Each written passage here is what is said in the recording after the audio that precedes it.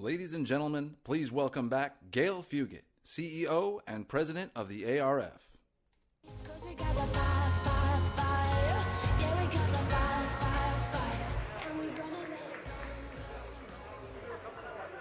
Good morning, everyone. Good noon. If everyone can find their seats, super excited that as a precursor to our Great Mind Awards, we had the pleasure of hearing from two great minds now to discuss the future of media measurement.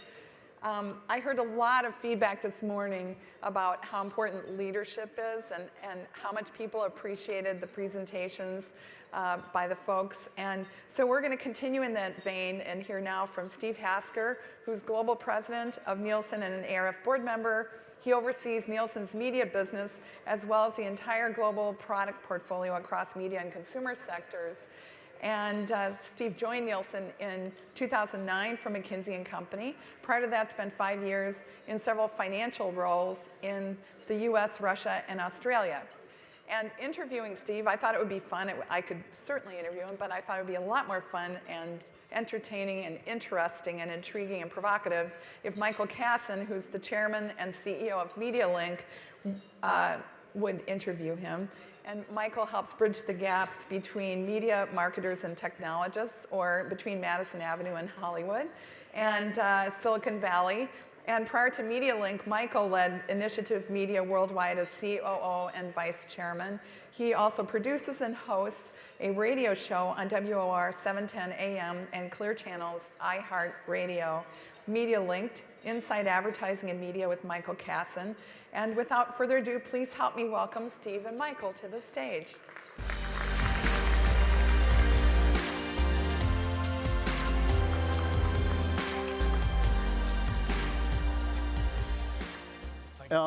Steve, we're talking about audience fragmentation. We're talking about that question that is confounding the marketplace, that question that's kind of on the tip of everyone's tongue. How has the content discovery exercise changed in the context of that fragmented consumer, that person, that elusive consumer, that audience? Well, clearly it's become much more complicated.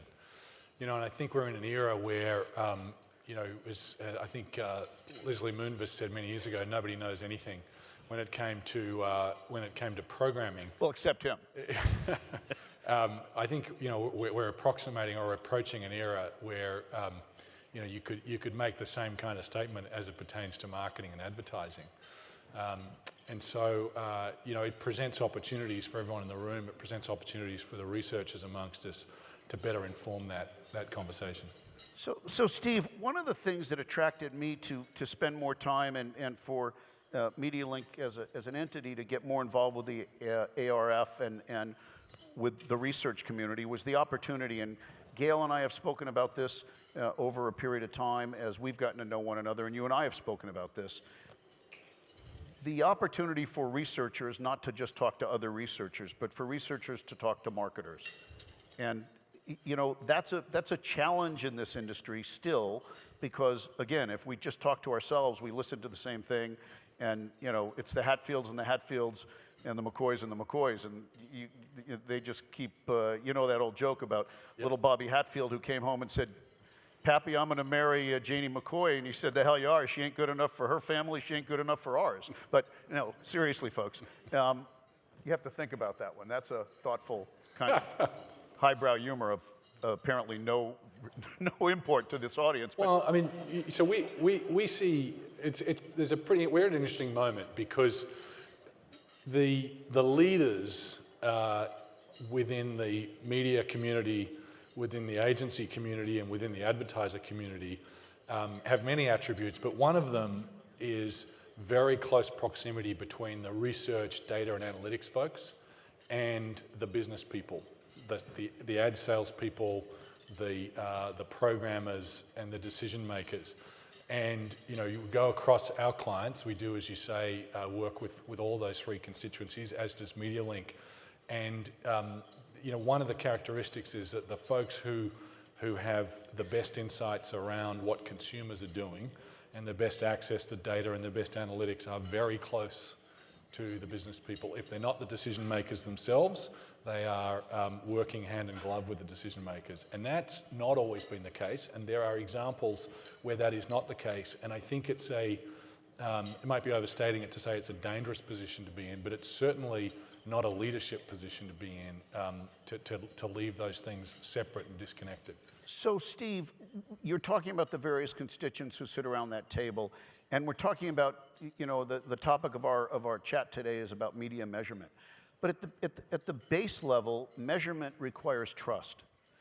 We're at a point in this industry where trust is not high on everyone's list in terms of buyer-seller relationships. We talk about all the fraud that's existing on the internet. We talk about, last 2 weeks ago at the ANA, allegations of kickbacks and whatnot in the broadcast and the publisher side of the business. Trust is breaking down. So the measurement, no matter how precise it is, there has to be a trusting relationship between the people who are serving up the information and the people who are supposed to act upon it. Right. How do we, as an industry, kind of address that? Again, I think that's let me back up and anecdotally say this. I was on the phone this morning with a large broadcast cable company for whom we've been asked to do some reorganization, restructuring. And the senior executive said, actually, I wanted to do this project 9 months ago. I feel like I'm way behind. I said, actually, if you started yesterday, you'd be behind. So it doesn't matter that it was 9 months ago, because you pick up the newspaper or whatever form you get your news, and I still get mine from the newspapers, by the way, but you pick it up, and today is different than yesterday. Right. But trust is not less important. In fact, it's more important. So, yeah, I mean, I think in a sense, we're all in the confidence game, particularly when it comes to measurement and analytics. You either have confidence in the data or you don't. And last week's sort of controversy around the ANA discussion, I think just highlights that. I don't have a view as to whether those comments were accurate or inaccurate. We're not an auditor, we're not in that. By the way, I don't think the person who said them had a view as to whether or not they were accurate or inaccurate. Okay, well, you said that, I didn't. But what I would say is that any discussion like that, whether real or imagined, it illuminates the issue you point to, which is you've got to have confidence in the data that's coming through, in the insights that are coming through, and it's incumbent upon us and others in the ARF to make sure that confidence level is above the sort of standards required and are increasing. And I think audience fragmentation, back to your first point, presents some real challenges there. Click fraud presents some challenges there. Conversations around kickbacks to agencies present some challenges there. But there's an opportunity, certainly for Nielsen, for Nielsen's competitors, for many in the room, to help inform this. To the extent that there's concern, for example, that the incentives for agency executives to make planning and buying decisions are skewed by the financials. The best way to overcome that is to have great data, to help people understand what is the most effective way to reach and convince consumers. But just to be clear, since this is a conversation entre nous, just between us, I want to be on record that I actually don't think our industry is fraught with bad actors. I think our industry is fraught with honest people doing honest jobs. Doesn't mean there's not a bad egg here and there in any industry, but I just want to be on record, since we are on the record, that that's not my view at all. But that being said, let's get back to the question at hand. As you look at the future of media measurement, how are the publishers, and I'm of course using that word in a broad sense, how are the publishers changing their view? You deal with them. You're dealing with every major broadcast network, every cable network, every print, every audio, every company in the ecosystem. Are they adjusting to what's real, or are they still living in the past, Steve? I think they're rapidly adjusting to what's real. I think one of the things that we looked at a couple of years ago was to say, and this in a lot of ways led us to acquire Arbitron. We looked at consumer behaviour, and we oversimplified it. I'm unapologetic about that. We said a consumer is either watching video, listening to audio, or reading text. All at once. Or in many cases, all at once. But so if you boil it right down to the most simple level, that's what a consumer is doing when they they're engaging with media. And what we've started to see is the smartest media companies who own great video just be largely screen agnostic. So what are all the opportunities we have to build audience reach and engagement around our properties, and where can we help marketers reach that? And marketers have reached the same conclusion, which is let's think about a video campaign or where audio can help, or how we bring rich information and call to action in the form of text. And so that's, I think where a lot of this is going in terms of, okay, let's get back to the consumer behavior and let's understand what it is that the consumer is doing and what the role of content and advertising is in that behavior. I think that it's been a sort of a direction for us. I think we've got a lot to do this year in terms of measuring all of video and all of audio. I'm confident we'll get there, but there's a lot of work going on, and the proof will be in the pudding. And the media companies really are moving fast to make sure that no matter where and when, which device, which platform, their content is available. And that's why I think you get some justified frustration around the storyline that TV is dead. I mean, nothing could be further from the truth. Our data says that consumers are spending more time consuming media than ever before, 52 hours a week on average. Glenn Enoch's sitting in the front row here, so he's going to correct me if any of these numbers are wrong. 52 hours a week. So in other words, most Americans... He told you to slide. Oh, no, I'm sorry. That was the third base coach. Most Americans have a second job, which is consuming media, right? Now, while that is becoming fragmented across more occasions, more channels, more networks and so forth, it's growing. Now, it won't grow to the sky, but it is growing at a healthy clip, firstly. Secondly, consumers prefer video. People love watching video, and there are obvious reasons.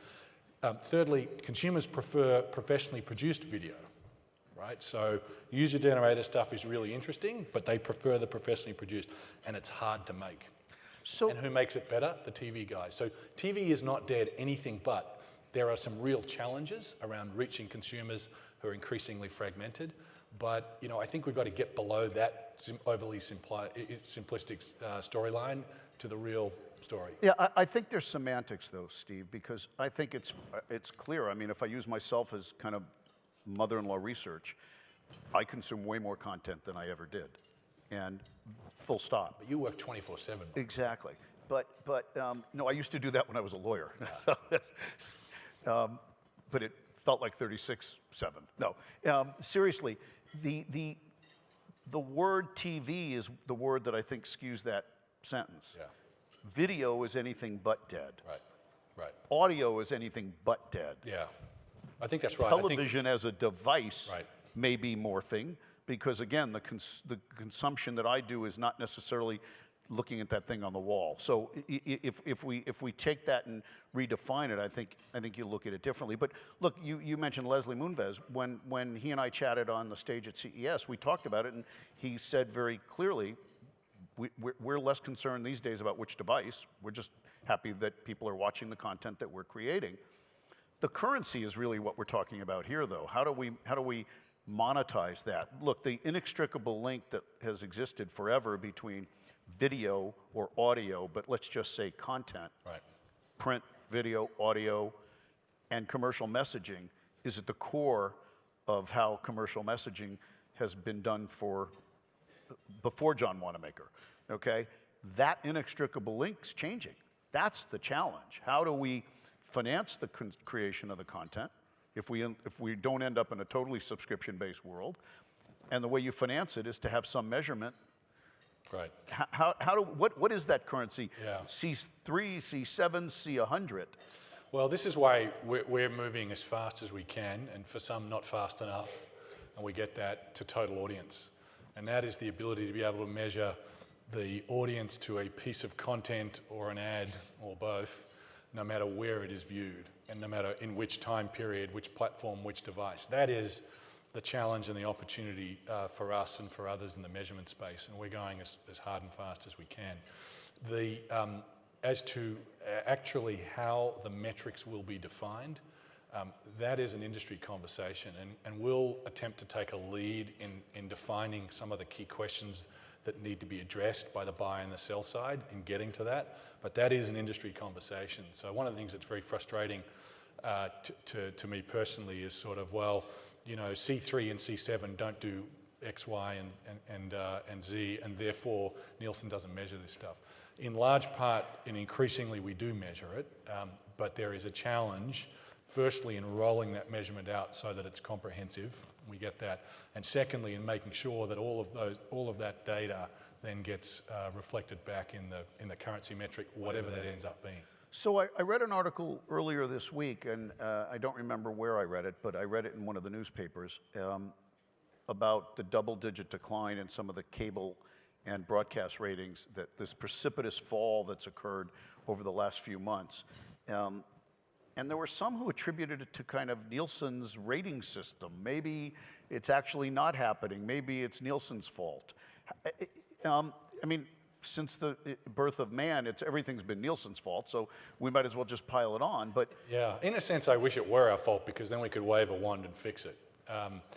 And unfortunately, it's not. We did change the definition of the currency to include in the national ratings broadband-only homes. That was at the request of the industry, and whether we did it, you know, in the right way with the right timing, I think we could debate that for a couple of hours. But it was at the request of the industry.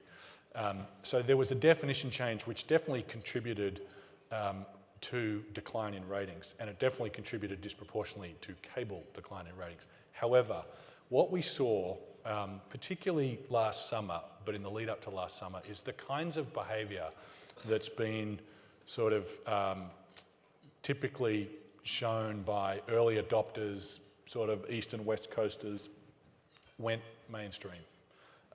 Baby boomers, you know, the Midwest, the middle of the country. The flyover territory. In your language, the flyover states. We saw, you know, adoption of mobile devices, adoption of over-the-top services like Netflix go mainstream. And so when the TV season came to an end and summer kicked in, we saw more and more consumers saying, am I going to watch a rerun on cable, or am I going to watch a rerun on an SVOD service like Netflix? And, you know, they like what they get from Netflix. It doesn't mean to say that they don't like what they get from cable, but, you know, there's some resistance. There's always some resistance to consuming advertising. I think those SVOD services are helping train consumers to be less enamored of advertising in some cases. And that contributed to the decline. Less tolerant. I don't know that, I mean, I'd love to think they were enamored in the past.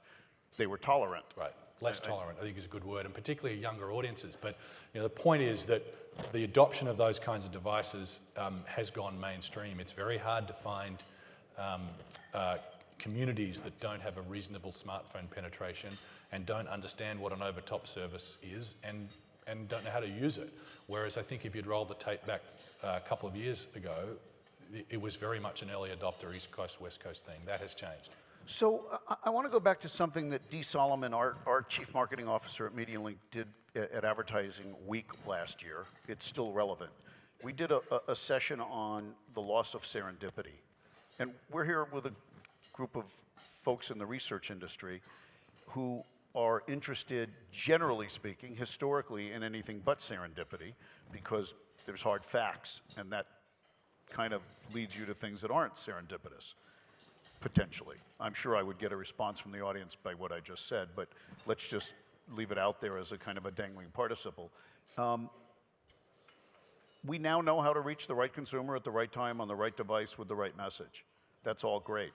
Except if you're on the creative side, and I'm not suggesting there aren't very creative sides to the research industry, there are, and very much so.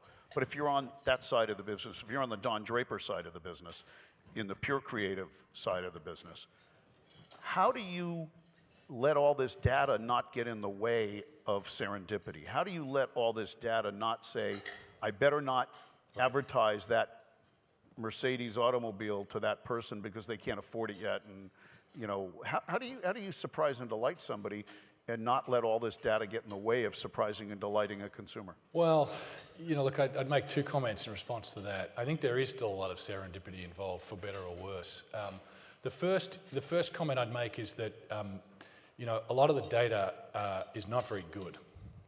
So, when we started to run our digital ad ratings products, what we learned is that, there were major global brands who were targeting soccer mums, as an example, and there were folks out selling them data that was supposed to get them to soccer mums. And what we found is that, a good chunk, 30 or 40% in some cases, of the audience that was actually reached was men.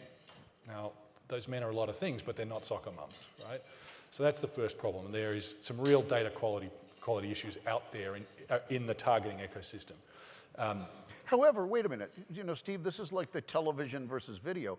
They're not soccer moms gender-wise, but they may be soccer moms in terms of what soccer moms mean, even though it's they may be part of the target, so it may not be such a bad thing. We were having a conversation this morning with Dave Poltrak, and one of the things that is very true, there is a limit to targeting, and we made an acquisition week before last, which sort of gets us into the programmatic space. So, we like everyone in the room is investing in that area.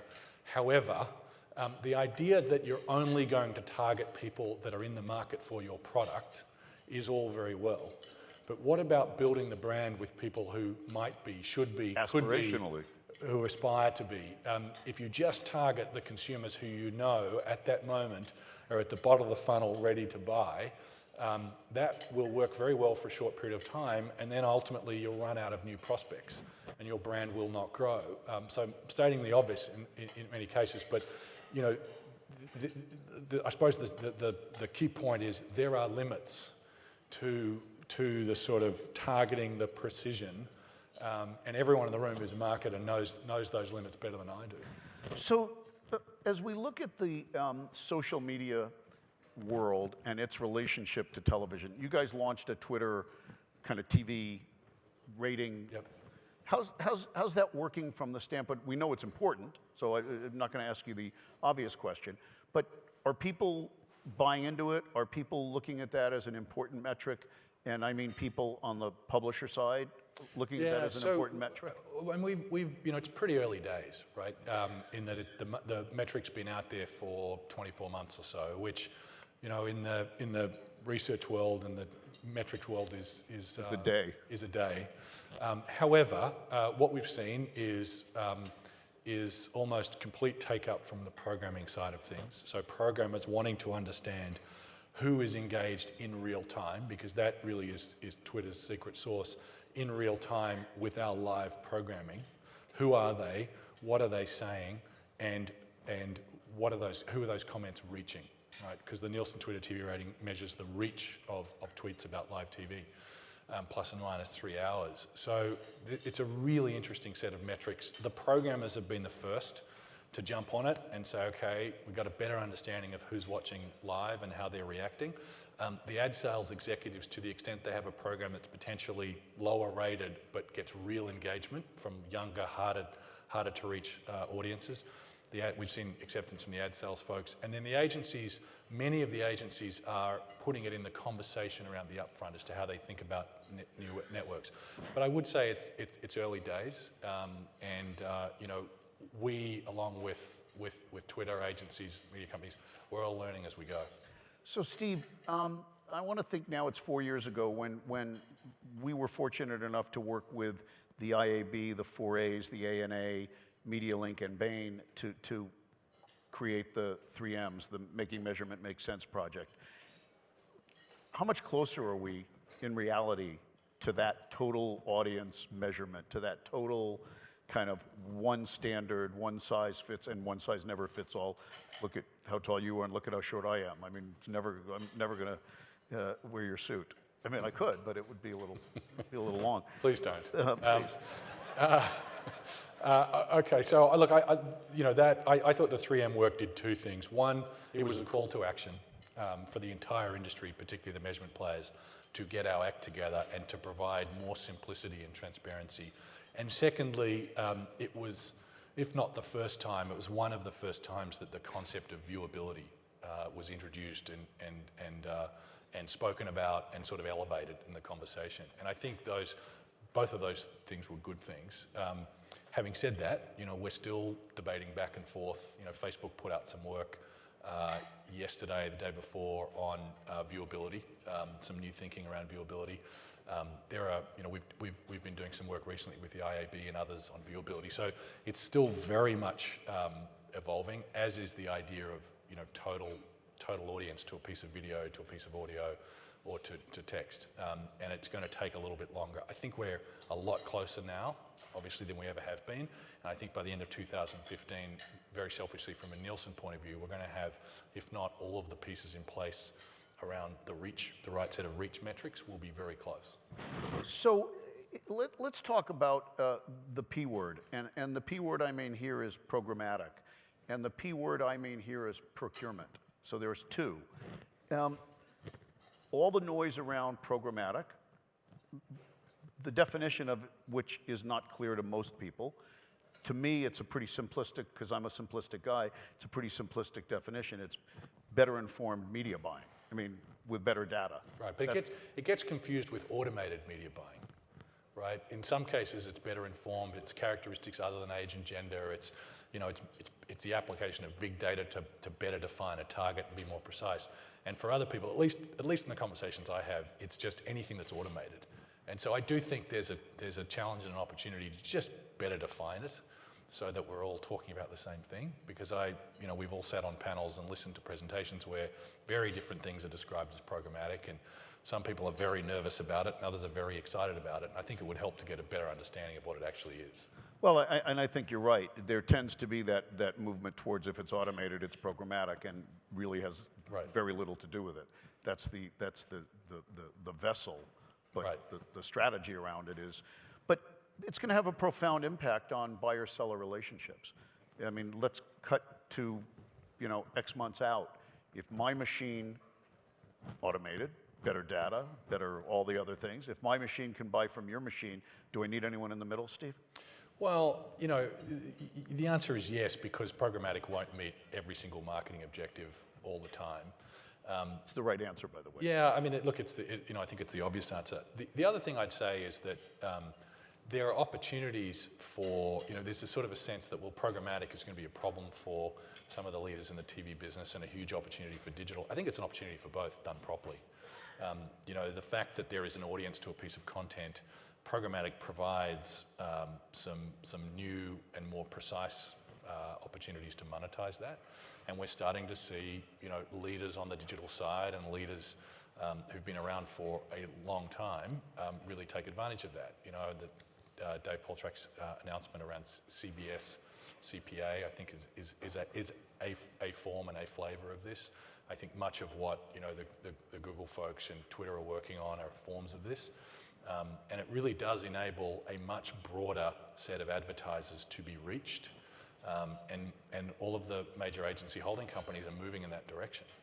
So the question really is, can we create some common definitions and some standards, and can we introduce accountability through programmatic in the same way that we've had in the traditional space? That was my next question, because that's where procurement gets involved, right, in terms of the accountability. Yeah. So that was, that was where I was going to go. It's interesting. I mean, the conversation with procurement is a lot easier.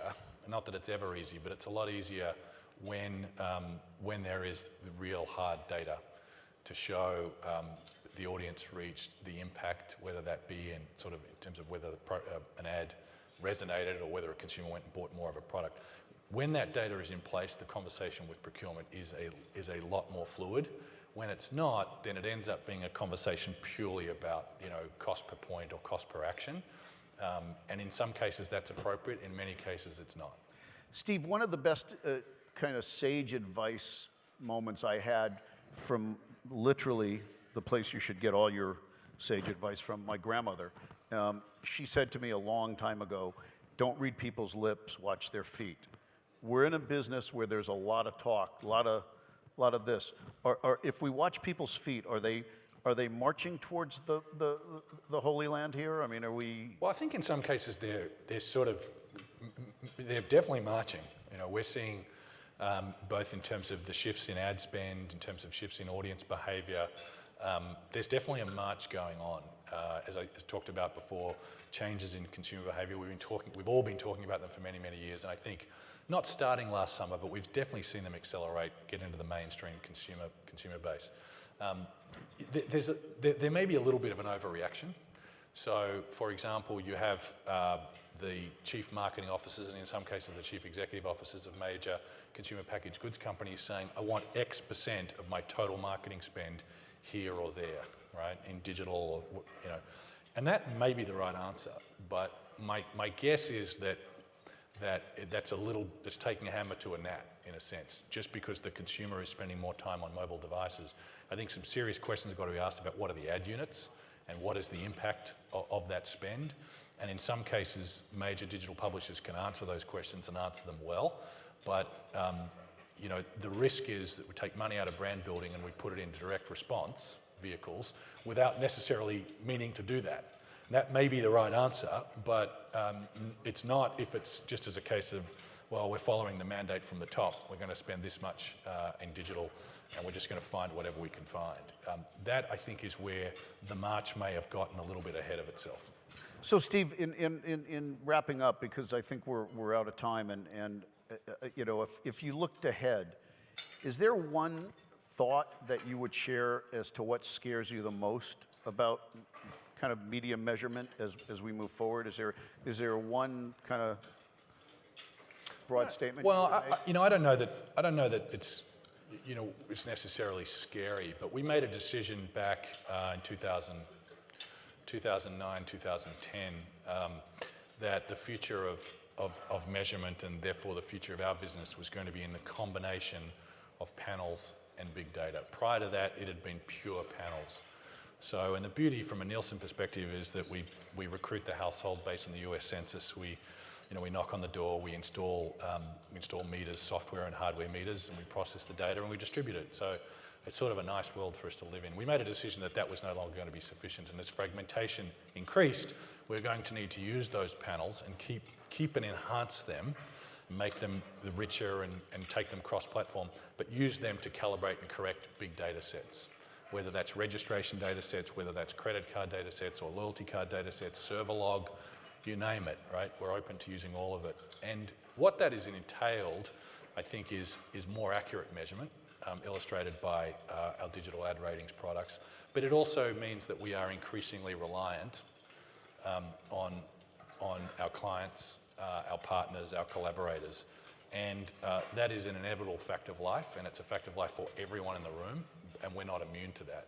So I wouldn't say I'm nervous about it, but I do think it's a more complex sort of ecosystem to navigate, and it is more complicated than putting another, you know, Nielsen household in place and simply measuring that.